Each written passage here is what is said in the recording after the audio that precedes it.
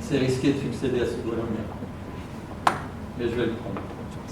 Mais ce matin, j'ai failli ne pas venir ici.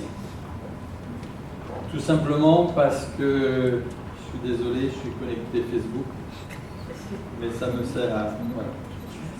Ce matin, j'ai écrit dérisoire tout le reste. Et dire que cet après-midi, je dois intervenir sur le thème « Il faut croire en ses rêves ». Et vous savez ce qui s'est passé cette nuit. Je me suis levé, c'était dur, et je me dis, le reste est dérisoire. Alors, comment je vais venir vous parler, dire qu'il faut croire en ses rêves cet après-midi? Ben, j'ai deux amis, voilà, Maya, qui m'a répondu, il faut y aller d'autant plus. Ah, je me dis peut-être que Maya n'a pas tort. Maya m'a donné un petit peu de courage. Et puis j'ai Move Africa International, qui est quelqu'un que je ne connais pas, qui est un ami virtuel, mais j'aimerais beaucoup un jour le rencontrer. Je sais que c'est un animateur à Mayotte et qui a écrit « Ces épreuves doivent nous permettre d'être encore plus unis et faire comprendre aux autres qu'il faut croire en ses rêves. » Voilà ce qu'il m'a écrit. Donc, je suis ici cet après-midi, et même si je me dis, oh là là, c'est risqué cette histoire-là, mais c'est pas grave. Et du coup, j'ai changé tous mes plans. Parce que tout ce que j'avais préparé pendant 3 semaines, un mois, les répètes et tout ça, qu'est-ce que je vois? Ça tombe à l'eau. Non, je vais leur parler de vendredi. Ce vendredi. Vendredi matin, pas vendredi la nuit. Parce que c'était assez dramatique. Et j'avais peur de vous plomber cet après-midi, en terminant cet après-midi, en vous parlant, il faut croire en ses rêves, rêvons, quand on voit ce qui s'est passé hier soir. Donc je me suis dit, je vais parler de ma matinée de vendredi.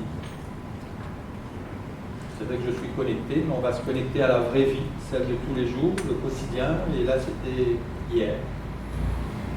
Donc ce vendredi matin, je suis allé comme d'habitude, je m'occupe de jeunes en difficulté, je m'en occupe bénévolement, et je vais les retrouver de temps en temps par petits groupes. Ils ont 18 et 25 ans, et je leur faire un exercice un peu bizarre, auquel ils ne s'attendent pas. Je leur dis, prenez une feuille, prenez un stylo, on va travailler. Comme j'aime bien m'amuser un petit peu avec eux, je sais que peut-être que ça vous dit trop rien de travailler, mais on va le faire. Alors déjà, j'ai les visages qui se plombent un petit peu pendant 2 heures. Ce gars-là, il va nous faire travailler. C'est vendredi, on n'a pas trop envie, on est fatigué. Ce vendredi, j'en ai vu quelques-uns un peu fatigués, envie de terminer ça. Et je leur ai dit, ben, vous allez prendre un stylo et cette feuille et vous allez écrire de quoi vous rêviez quand vous étiez petit, de quoi vous rêvez aujourd'hui et de quoi vous aimeriez rêver demain. Tel monsieur, il nous rêve plus, nous. Il veut travail. Sauf quoi, ça nous le rêve. Il veut travail. Ah. Je dis là, vous n'aurez pas d'excuse à me dire que vous n'avez pas d'allocation, que vous n'avez pas ci, que vous n'avez pas d'argent, que vous n'avez pas... Parce que le rêve, c'est gratuit. C'est gratuit. Le rêve, c'est gratuit. Que Barack Obama, que Bob Marley, que Madame Odd, que vous, que moi, on a tous le droit de rêver. Il n'y a pas d'examen, il n'y a pas de permis, et il n'y a pas de droit d'entrée. Donc, rêvons. Malheureusement, cette nuit, il y a des gens qui rêvent de détruire notre monde, et eux aussi, ils y croient. Compliqué cette histoire. Malheureusement, le rêve n'appartient à personne. Ni aux riches, ni aux pauvres, ni aux huluberlus, ni aux terroristes, ni aux amoureux, ni aux ambitieux, ni aux cinglés. Il appartient à tout le monde. Donc, tout le monde a le droit de rêver. Donc je me suis dit, je vais vous parler de ma matinée de vendredi matin. Et je vais vous parler de Dimitri, 18 ans, et de Tatiana, 22 ans. Mais d'abord, peut-être que je vais vous parler un peu de moi. Pourquoi est-ce que ce cours, c'est pas un cours, c'est juste un échange, c'est un dialogue. Parfois, pour aider les gens dans la vie, il faut rencontrer des gens. Juste une rencontre vous change des vies, dans un sens comme de l'autre. Celle de Tatiana m'a bouleversé, celle de Dimitri aussi. Mais je leur ai dit, vous savez, moi j'ai réalisé 2 rêves dans ma vie. Je voulais être journaliste, parce que je suis à Marmaille du bas de la rivière, là, en bas, la Redoute, et que on avait comme seul loisir d'aller au stade de la Redoute voir des matchs de foot. Il n'y avait pas trop d'argent, donc on sautait le mur pour aller voir les matchs. Et je voyais toujours ce monsieur qui, à la fin du match, allait dans les vestiaires, discuter, interviewer et tout. Je me disais, mais pourquoi moi je ne monte pas, moi? J'avais 10 ans à l'époque. Elle dit, ben, garçon, je suis journaliste. Je veux être journaliste. Et je suis devenu journaliste. Je ne suis pas trop mal sorti, j'ai démarré comme correspondant et j'ai fini comme rédacteur en chef d'un grand groupe ici, sur les magazines. Donc, bon. Le gars dans la salle dit, un bout de gabier, oh monsieur, comment on arrive là? J'ai pas fait d'études. Je me suis débrouillé tout seul, je ne sais plus comment, mais je me suis débrouillé et je suis arrivé là où j'ai été. Et le deuxième rêve, je rêvais d'aller aux États-Unis. Je n'en ai pas pourquoi, mais je rêvais d'aller aux États-Unis. Et je suis allé aux États-Unis.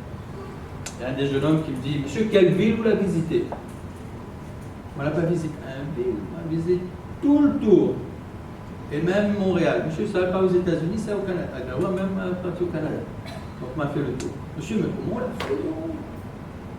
J'ai travaillé, j'ai fait de la plonge dans un restaurant en Bavière. J'ai travaillé dur, travaillé comme serveur. J'étais emmerdé parce qu'on faisait beaucoup d'heures. Et j'ai rassemblé mes sous et je suis allé aux États-Unis. Et un jour, je me suis retrouvé dans cet avion. Il y a quelques-uns de la génération ici qui connaissent Joe Dassin. Et Joe Dassin chantait « L'Amérique, l'Amérique, je la veux et je l'aurai ». Et je me vois encore là ce soir, en train d'être dans cet avion, l'Amérique, l'Amérique. Et j'étais entre New York, entre Paris et New York. Là, elle arrive là. Pas trop. Monsieur, ben vous réalisez tout de train, vous? Non, juste 2. Moi, j'ai eu 50 rêves. 2, pas trop mal, hein.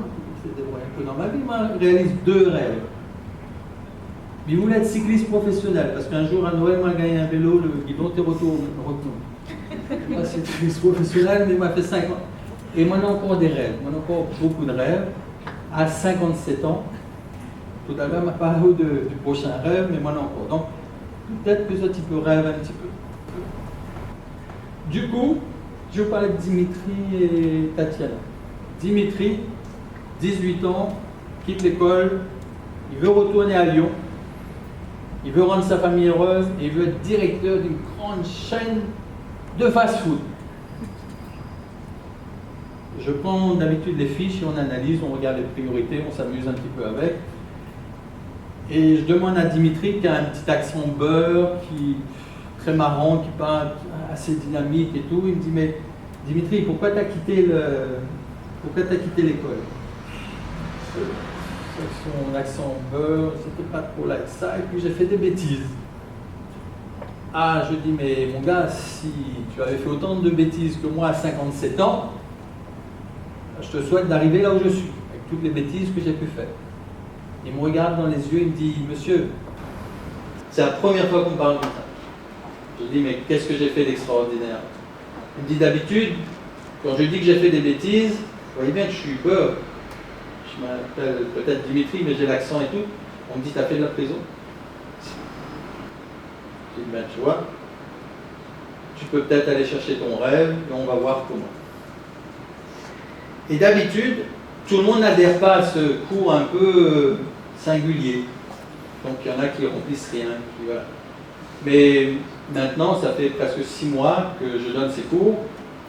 Et je m'amuse beaucoup parce que je sais qu'en chemin, j'en ai qui disent « Monsieur, rends-moi la feuille, m'en a oublié. » Ah, dis donc, au départ, tu ne voulais pas rêver, là, tu as oublié. Oui, j'ai oublié. Et vendredi, Nous étions un peu en avance, nous n'étions pas très nombreux. Il nous restait un quart d'heure. Et il y avait Tatiana. Tatiana ne disait rien. Tatiana n'a rien écrit. Et moi, je suis ni psychologue, je ne suis pas un élu, donc je ne leur vends rien, je ne leur demande rien, pas de voter pour moi. Je ne suis pas flic, je ne suis pas prof, je note pas. Et peut-être que Tatiana, comme quelques-uns, ne voulait pas remplir sa feuille parce qu'elle ne sait pas écrire, parce qu'elle fait beaucoup de fautes, comme moi d'ailleurs. Et voilà.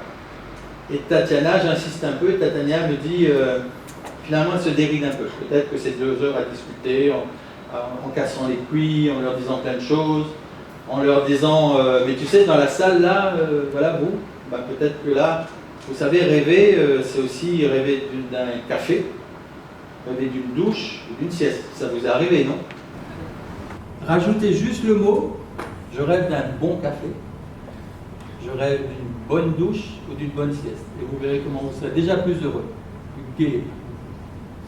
Tatiana me dit, mais monsieur, moi, j'ai rêvé de faire de la boxe taille. Aujourd'hui, je rêve d'être vendeuse, je rêve peut-être couturière, ou peut-être aussi coiffeuse. Je dis oui, alors pourquoi Tatiana, qu'est-ce qui t'a empêché de faire la boxe taille? Et je vois les yeux de Tatiana qui rougissent. Là, j'ai déjà eu une jeune fille dans ce cas-là, et Tatiana qui pleure. Qui se met à petite larme qui passe, moi je suis loin, et j'ai un petit peu l'habitude, donc je la laisse s'exprimer. Je lui dis Tatiana, pardon, pourquoi est-ce que tu ne peux pas faire la boxe taille?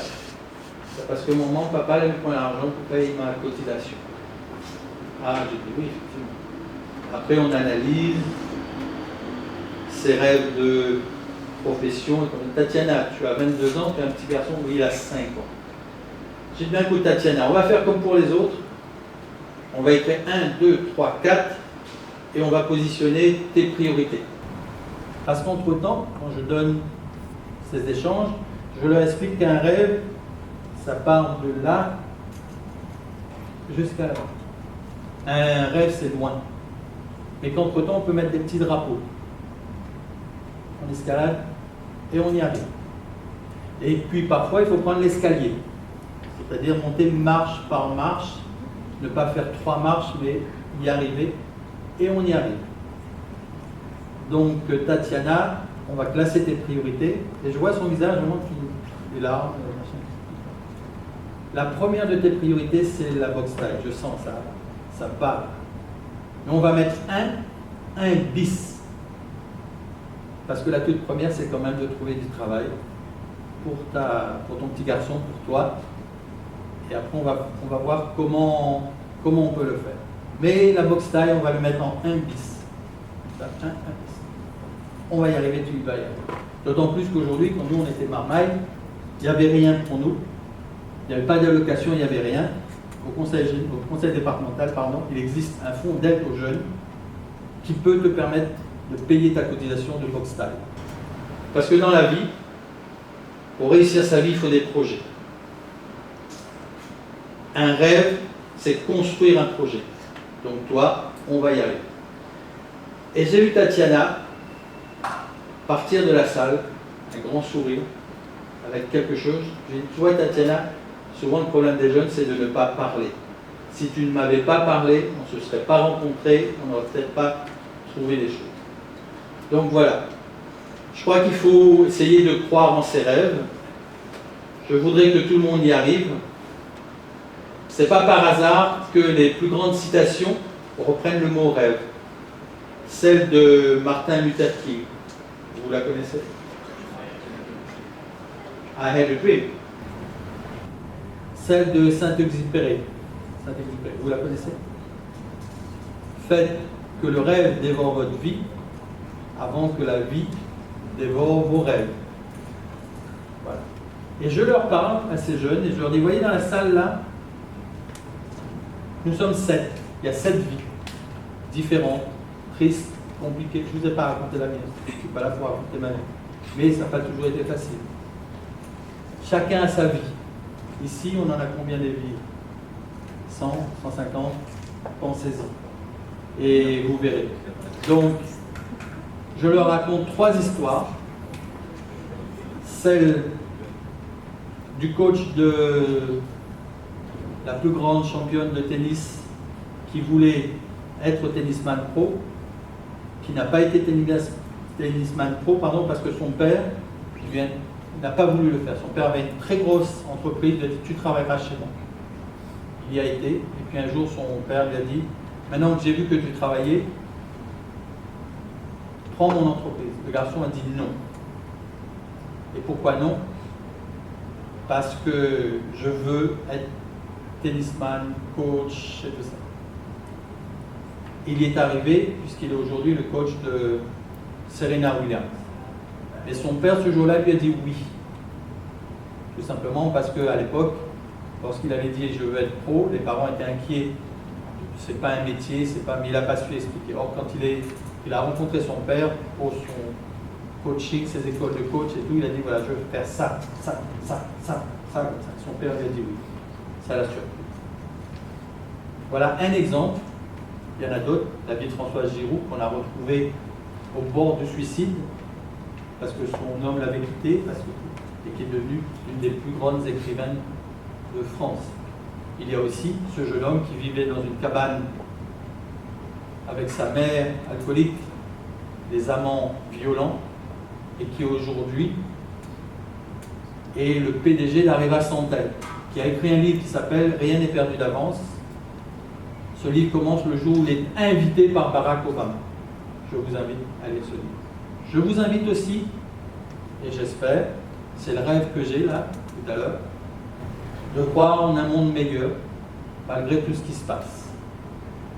Je vous invite, je suis sûr que vous l'avez déjà fait là, à vous souvenir du moment où vous rêviez d'être pompier, je ne sais pas quoi, infirmière, faire le tour du monde, et peut-être qu'on pourra se retrouver, vous me parlez, hein, vous souriez. Tu te souviens de quoi tu rêvais quand tu étais gamin? Voilà. Avec ton sourire, on a tout gagné.